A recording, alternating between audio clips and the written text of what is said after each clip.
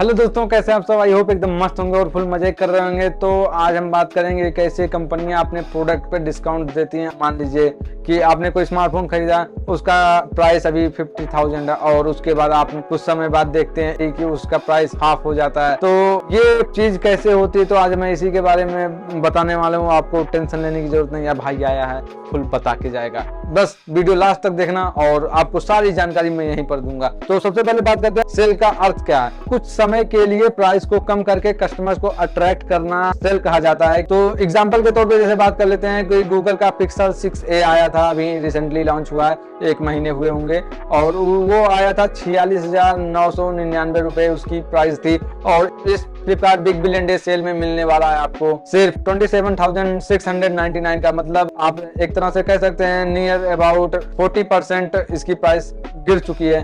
तो इस चीज में ऐसा होता है कि कंपनियां कभी कभी होता है कि प्रोडक्ट उसको हाई प्राइस पे लॉन्च करते हैं, क्योंकि उनको पता है कि इसके 1 महीने बाद उनको सेल आएगी और उसमें उनको डिस्काउंट देना है, और दिखाने के लिए वो लोग ऐसा करते हैं ताकि कस्टमर साइकोलॉजिकली लगे कि हाँ कंपनी बहुत तगड़ा डिस्काउंट दे रही है, प्रोडक्ट तो एक्चुअल में इतने का था अब इतने का मिल रहा है। लेकिन ऐसा नहीं होता, जबकि उस प्रोडक्ट की कीमत वही लोएस्ट प्राइस होती है। तो कई बार ऐसा करती हैं।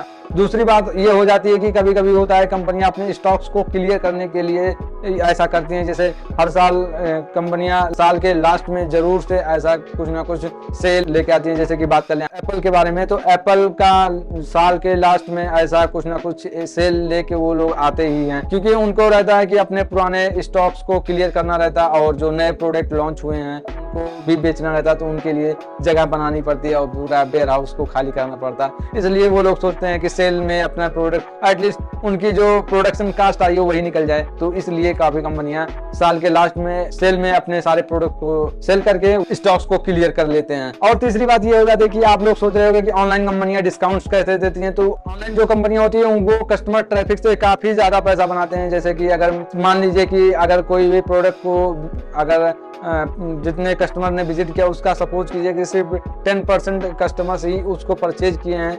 चलिए ये आंकड़ा का आपको काफी बड़ा लग रहा होगा, लेकिन एग्जांपल के तौर पे मान लीजिए कोई एक एप्पल का प्रोडक्ट है, आईफोन है मान लीजिए, अगर वो आईफोन 1 लाख यूनिट सेल होता है तो उसकी अगर 10% कस्टमर परचेजिंग के हिसाब से देखा जाए तो उसको विजिट किया होगा लगभग 10 लाख कस्टमर्स ने विजिट किया होगा, तब जाके 1 लाख कस्टमर ने खरीदा है। तो 10 लाख कस्टमर्स को जो उन कंपनियों ने एड्स दिखाए हैं, जो उससे रेवेन्यू जनरेट किया है, तो इससे कंपनियों को काफी ज्यादा फायदा होता है। और सिर्फ कस्टमर ट्रैफिक से इतना ज्यादा फायदा हो जाता है कि आप सोच भी नहीं सकते। और नेक्स्ट जो कंपनियों को फायदा होता है वो फायदा होता है अपने सेल को इंक्रीज करके वो लोग काफी प्रॉफिट कमाते हैं। जैसे कि मान लीजिए आपने कोई स्मार्टफोन खरीदा या कोई भी प्रोडक्ट खरीदा, उसके साथ कंपनियां ज्यादातर सजेशन देती हैं कि आप कोई उसका एसेसरी खरीद लीजिए। जैसे कि बात कर लें कि आपने कोई स्मार्टफोन खरीदा तो उसके साथ कंपनियां सजेस्ट करेंगे आपकी बैक कवर का बंडल है इसको ले लीजिए, या स्क्रीन प्रोटेक्टर का बंडल ये ले लीजिए, या फिर ईयरफोन्स है, या ऐसे कई चीजें कंपनियां सजेस्ट करती हैं आपको। अगर मान लीजिए उसको भी खरीदते हैं तो कंपनियों की काफी ज्यादा फायदा हो जाता है, वो लोग अपने सेल्स को इंक्रीज करके काफी ज्यादा प्रॉफिट कमा लेते हैं। तो इन सब चीजों से कंपनियों को काफी फायदा होता है। और एक चीज से आपको फायदा हो सकता है, वो है नीचे